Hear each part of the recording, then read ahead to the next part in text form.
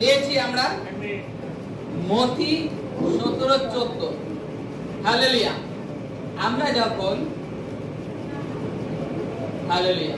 আমরা যখন জগতে শারীরিক মানুষের মতন জীবন যাপন করি, তখন কি মনে করি একটা রোগ, একটা সমস্যা আসলে আগে কি করতে হবে? আমাদেরকে ডাক্তারের কাছে ছুটে যেতে হবে, তাই তো? কিন্তু আমরা যারা খ্রিস্ট যিশুতে বিশ্বাসী হয়েছি, তারা কি করি? রোগ ব্যাধি হলে কি করি?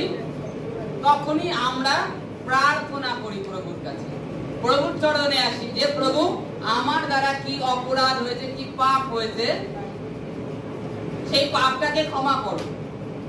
তখন কি হয়?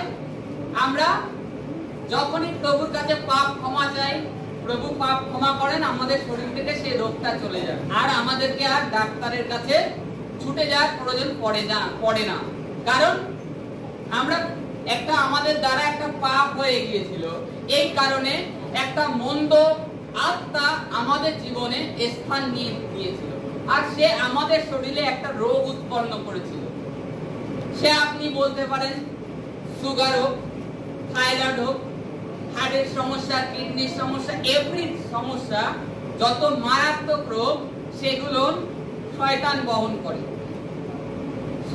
বহন করে।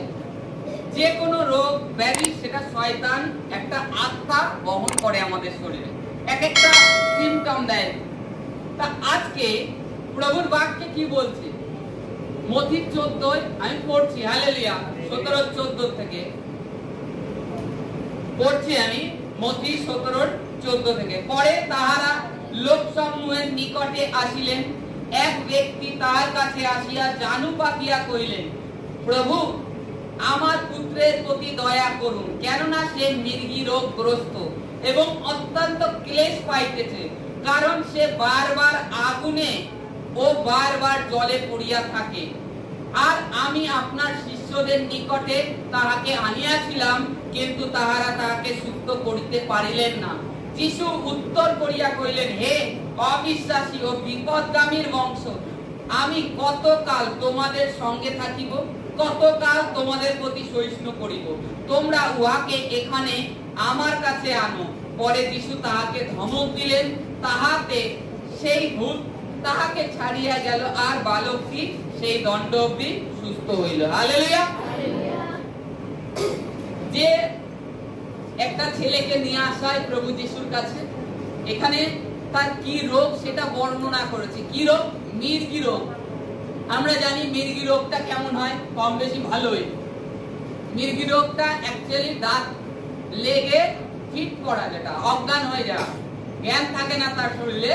তখন সেই ব্যক্তি জল থাকলে জলও দেখবে না, আগুন থাকলে আগুনও দেখবে না, তার মধ্যে পড়ে যাবে। আমাদের দীনবন্ধু নগরের একটা ঘটনা, কলেজের ওখানে কলেজ ঘাটে হয়েছিল। একটা ছেলে ছিল এই মৃগী রোগগ্রস্ত। তা নদীতে জল তখন এরকম, যেরকম এখন যেরকম জল পুরো পরিপূর্ণ আছে, সেই সময়ও জলটা পরিপূর্ণ ছিল। আর ছেলেটা বাড়ির থেকে ঘুরতে ঘুরতে মাছ ধরতো, খুব মাছ ধরার নেশা ছিল, যেহেতু মৃগী রোগ। সেই ছেলেটা ওই কলেজ ঘাটের ওখানে মানে জল ফেলার জন্য পাম্প আছে বড়, সেই পাম্পের পাঁচিলের উপর থেকে গার্ডওয়াল, সেই গার্ডওয়ালের উপর থেকে হেঁটে হেঁটে যাচ্ছিল। তা ওই সময় তার ওই মৃগী রোগটা তার শরীরে চালান দেয়, আর সে জলে পড়ে যায়, আর সে ওখানেই মারা যায়। তার মানে তার যখন লাশ পায়, মানে একদিন না দুদিন পরে গিয়ে পায়, বডিটাকে পায়। আজকে মৃগী রোগটা, এই যে রোগটা, সে পড়ে জলে পড়ে মারা গেল। আজকে রোগ, যে দুষ্টু আত্মা, সে দেখে না কখনো জল, খাল, আগুন, বিল, কোনো কিছুই দেখবে না। তার কাজ কি? তোমার শরীরে যখন প্রবেশ করেছে, তোমাকে নাশ করতে এসেছে, তোমাকে শেষ করতে এসেছে। তা এখানে যে বালকটাকে নিয়ে আসা হয়েছে মৃগী রোগগ্রস্ত, তার জগতের একটা নাম কি রয়েছে? শারীরিক ভাবে সায়েন্টিস্ট মতে, আমরা যদি বৈজ্ঞানিক মতে দেখি, একটা নাম রয়েছে। নামটা কি? মৃগী রোগ। নাম দেওয়া হয়েছে মৃগী রোগ। কিন্তু এই রোগের পিছনে কি? প্রভু যিশুর কাছে নিয়ে আসলেন, তার আগে তার শিষ্যদের কাছে নিয়ে আসলেন, শিষ্যরা পারেনি। তখন শিষ্যদেরকে প্রভু ধমক দিলেন যে, হে অল্প বিশ্বাসী বিপদগামী গামীর বংশ, তোমাদের সাথে আমি আর কতকাল থাকবো, কতকাল সহিষ্ণু করব। এর মধ্যে এই লজিকে আমি আজকে যাচ্ছি না, কারণ এটা আমার মেন বক্তব্য নয়। মেন হচ্ছে আজকে যে রোগটার পিছনে আমরা মনে করি যে আমাদের এটা শারীরিক রোগ, আমাদের শরীর থেকে উৎপন্ন না।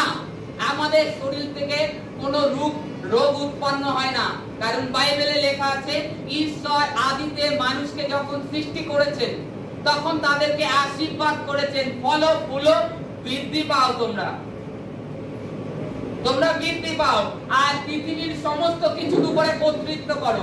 ঈশ্বর এই আশীর্বাদ করেছেন। ঈশ্বর কি এখানে তার ওয়ার্ড কি রিলিজ করেছে যে তোমাদের মধ্যে রোগ ব্যাধি পীড়া থাকবে, কষ্ট থাকবে, দুঃখ থাকবে? করেনি।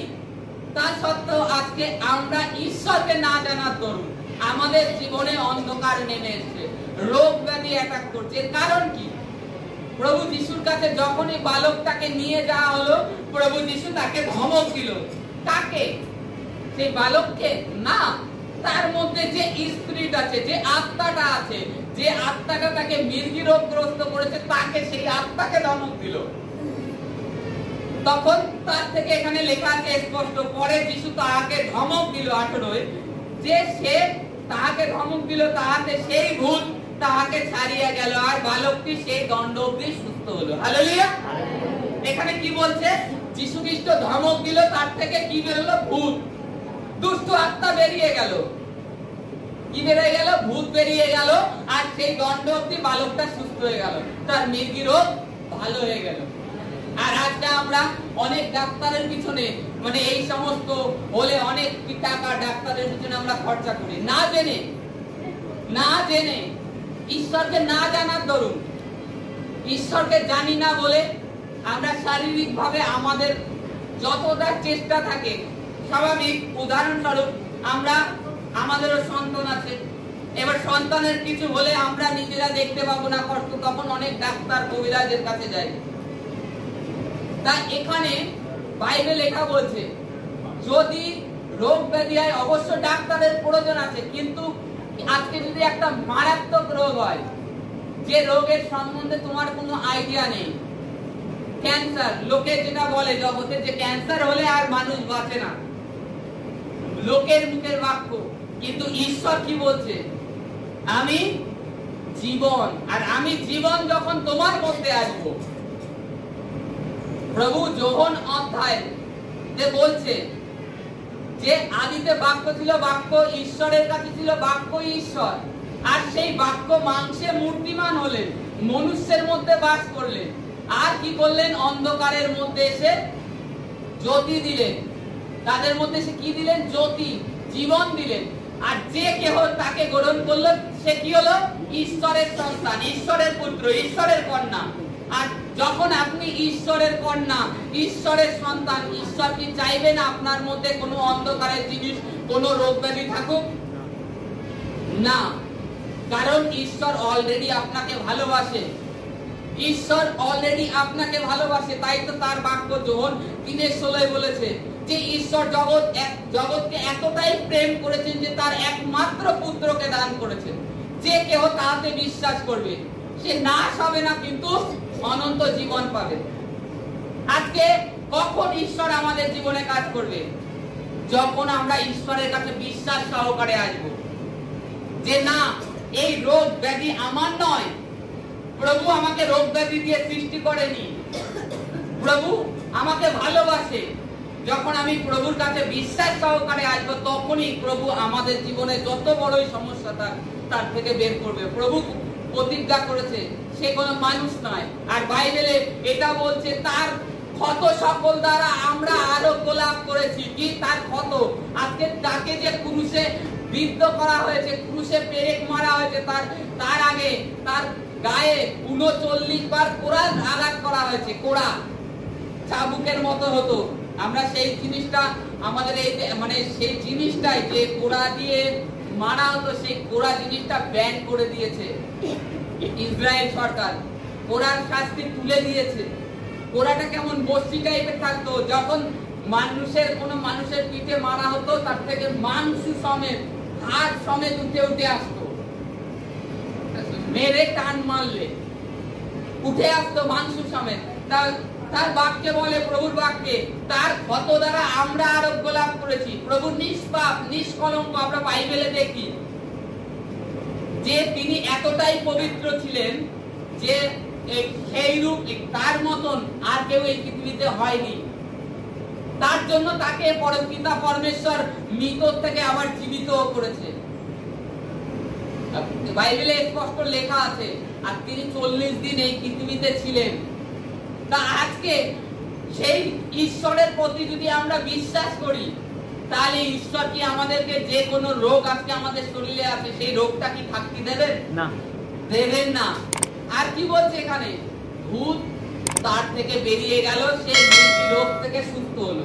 আমরা আমাদেরকেও সমস্যা যা আসুক প্রভুর কাছে, প্রভু যে মণ্ডলীতে উপস্থিত হয় এ না, আপনি যেখানে আছেন আপনার অন্তঃকরণ যদি সেখানে প্রভুর কাছে বিনতি নম্র সহকারে মৃদু অন্তঃকরণে ঈশ্বরের কাছে হাঁটু গাড়ে ঘরে বসে প্রার্থনা করেন, ঈশ্বর আপনার জীবনে মিরাক্কেল করবে, আশ্চর্য কার্য করবে।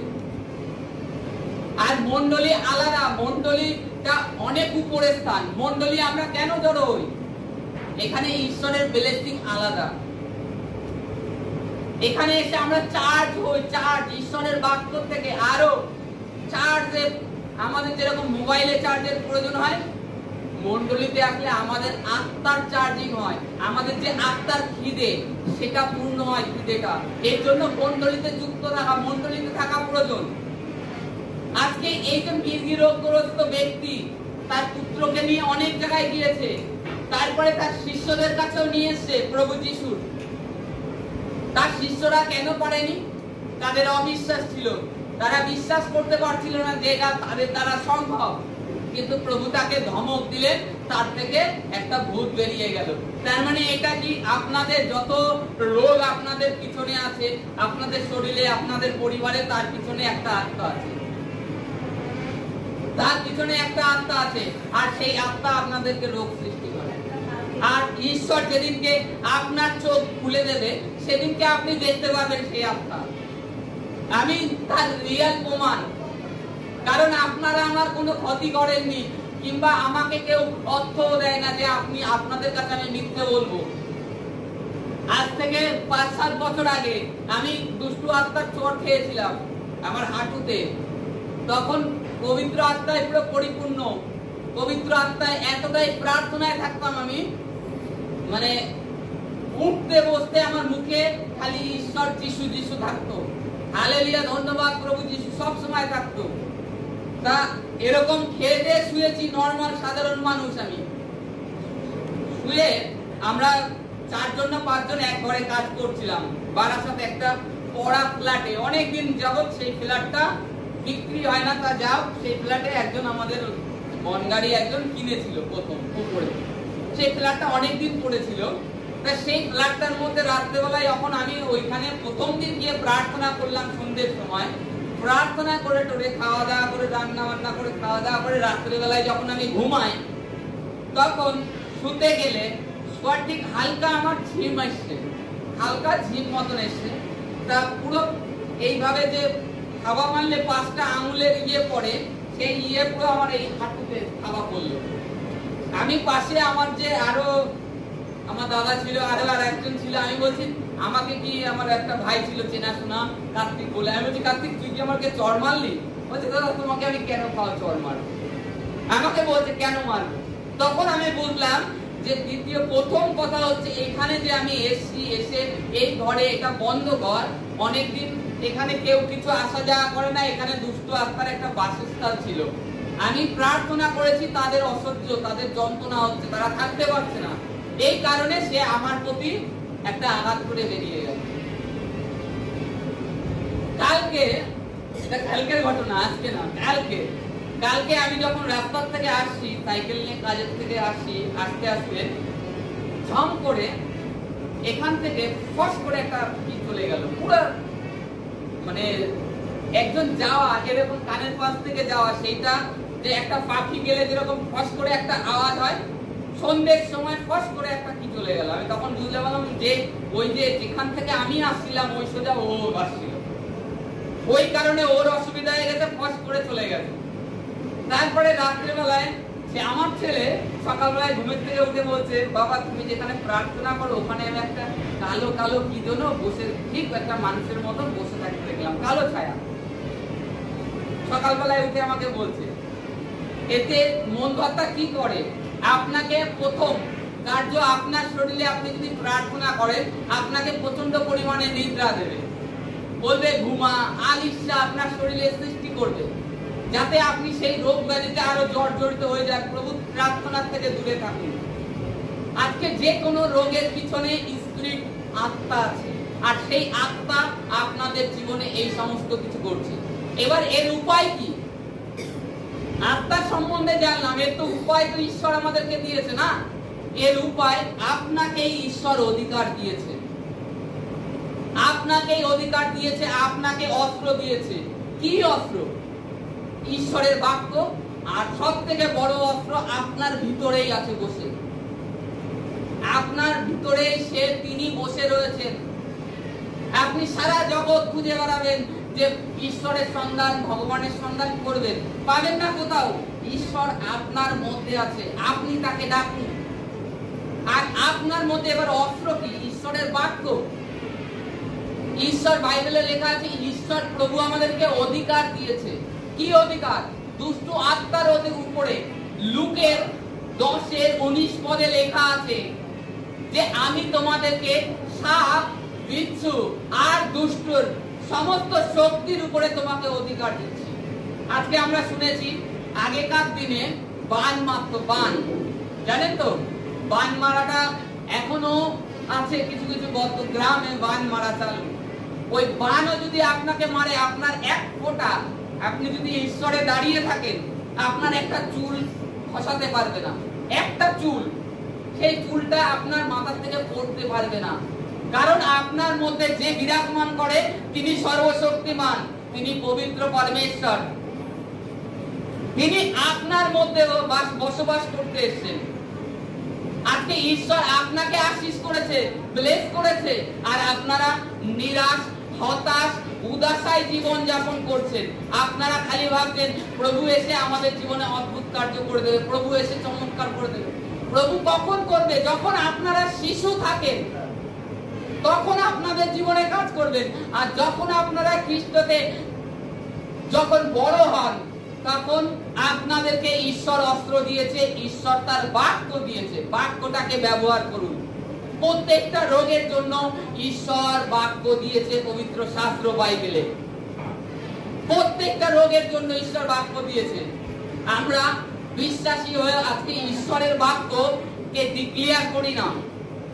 সকালবেলায় উঠে আমরা আমাদের সমস্ত কাজে ব্যস্ত হয়ে থাকি, কিন্তু ঈশ্বরের যে বাক্য, তার কাছে যে প্রার্থনা, কিভাবে প্রার্থনা করতে হয়, পবিত্র আত্মাকে কিভাবে ধন্যবাদ স্বাগতম করতে হয়, কিভাবে যে পবিত্র আত্মা, আজকে আমরা এই সমস্যা, এই রোগ আছে, আজকে আপনার জীবনে যত বড়ই রোগ হোক, আপনি ঈশ্বরের পবিত্র আত্মার ধন্যবাদ করুন, কারণ ঈশ্বর আপনাকে পবিত্র আত্মা দিয়েছে।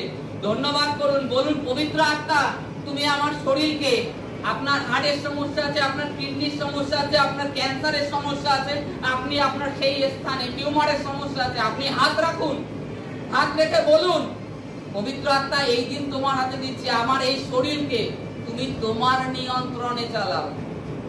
আজকে আমরা সমস্ত কাজ করতে পারি, অথচ একটু সেটা প্রার্থনার থেকে দূরে থাকি, তখনই আমাদের জীবনে কি হয়? সমস্যা। তখন পাস্টার দাদা প্রার্থনা করো, আমার বাড়িতে আসো, কারণ আমরা প্রার্থনায় যুক্ত নেই। আজকে ঈশ্বর আমাদেরকে অস্ত্র দিয়েছে, আমরা ব্যবহার করছি না। কি? মৃগী রোগের পিছনে আত্মা। তার মানে আপনাদের যে সমস্ত রোগ আছে তার পিছনেও এক একটা আত্মা রয়েছে, এক একটা আত্মা। একটা টিউমারও যদি থেকে থাকে তার পিছনে একটা আত্মা আছে, বাইবেল এটাই বলে। এমনি এমনি ঈশ্বর বলেনি যে আমার প্রজা আমার জ্ঞান না থাকার জন্য, তাদের জগতের জ্ঞান অনেক আছে, কিভাবে টাকা ইনকাম করতে হবে, কিভাবে মানুষকে ঠকাতে হবে, এই জ্ঞান তাদের মধ্যে পরিপূর্ণ, শাশুড়ির সাথে গন্ডগোল হয়েছে, বৌমা কি করে লড়তে হবে সে বুদ্ধি প্রচুর, কিন্তু এই বুদ্ধিটা নেই যে তার শরীরে একটা রোগ এসছে সে কি করে বেরোবে, কিভাবে ঈশ্বরের কাছে প্রার্থনা করবে, সেটা তারা করে না।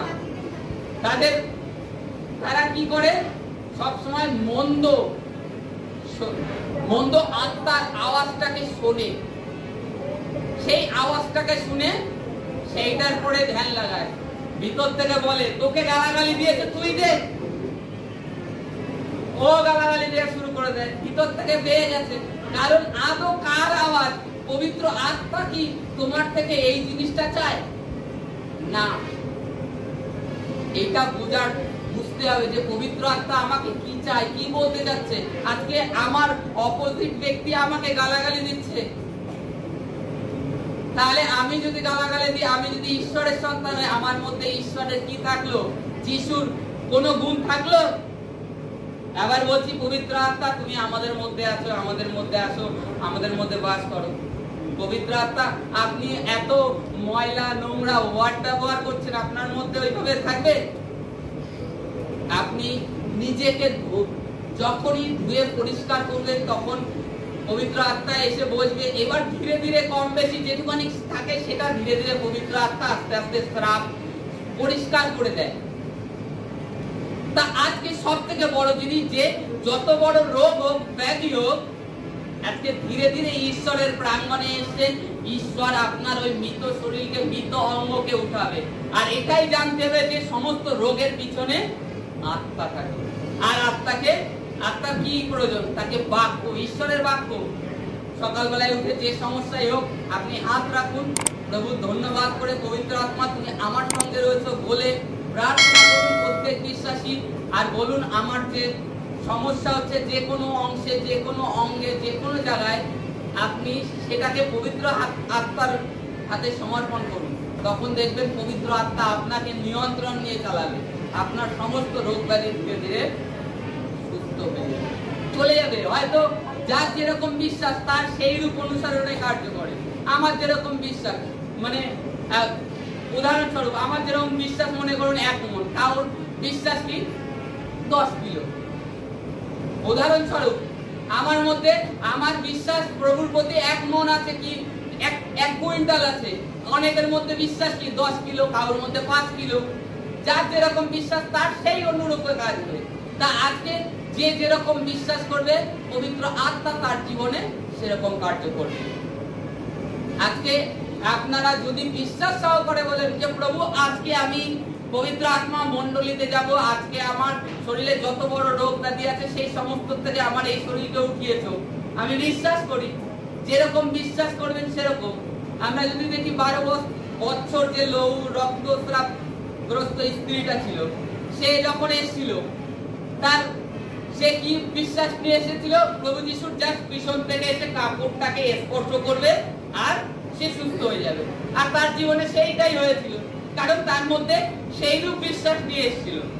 আপনাদেরকেও মণ্ডলীতে আসার আগে, প্রত্যেকদিন ঘুম ভাঙার আগে সেইভাবে ঈশ্বরের প্রতি, পবিত্র আত্মার প্রতি বিশ্বাস নিয়ে চলতে হবে প্রভুর প্রতি, তবেই আপনারা জীবনে কার্য করতে পারবেন।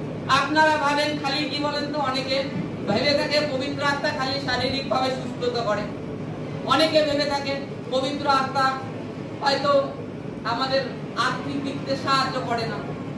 আর তাদের জীবনে সেটাই হয়, তারা চায় না ঈশ্বরের কাছে, তাদের যাতনা প্রার্থনা সঠিক নেই, এই কারণে তারা পাচ্ছে না।